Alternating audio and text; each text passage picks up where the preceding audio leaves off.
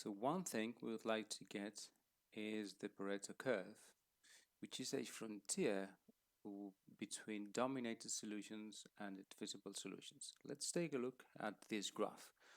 We have in the horizontal axis the return, okay, we can get, which is the return we would obtain depending on the investment we're doing in all kinds of all different funds, and the risk we get in this vertical axis as the result of our decision and in investing in those funds.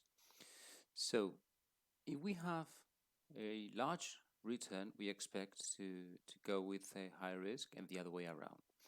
So we might try to get first what is the maximum return we can get, forgetting about the risk. So we might try to obtain that. We will do that later on. And then we find this is the value we have here, the one I'm pointing at right now, which is signaled with this a blue text. So anywhere beyond that point is unreachable because there is no way, given the data we have, to get more return than this R max. But once we have that, what we would like to get is the minimum possible risk for that return because we are obtaining this return, and if we go up in this vertical line, we might get solutions somewhere here, okay, which could be more risky but with the same return. So we want to descend to a point which is point A, where what we get is the maximum possible return, and for that return, the minimum possible risk. Okay, we can do the opposite. We can try to reduce our risk, and we might find, and we'll do that later on, the minimum risk we can obtain given those requirements. And this is represented by this dotted line, this horizontal line. If we go to, or we want to go below that line, there's no way to do it because there's no way to invest given those requirements with less risk than this, which is K mean, which is the minimum possible risk you can have given the requirements we have. Okay, and we have something like the similar thing to what happened before. So if we want to run the smallest possible risk, we want to make the most in terms of return given that risk. So those values here, this I'm pointing at right now, give us the same risk.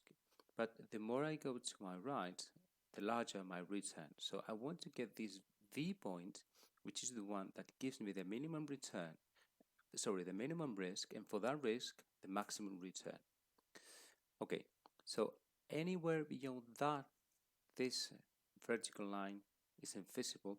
Anywhere below this line is invisible. Okay, and what we get with this curve here is the set of non-dominated solutions. So imagine we decide that some, let me write here, imagine that, let's use green, okay.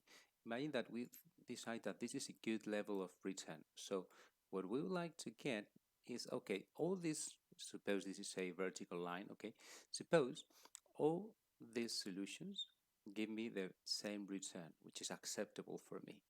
Okay, I know that these here are unreachable because this would mean obtaining a risk which is smaller than the minimum, and we know that we cannot go below that line.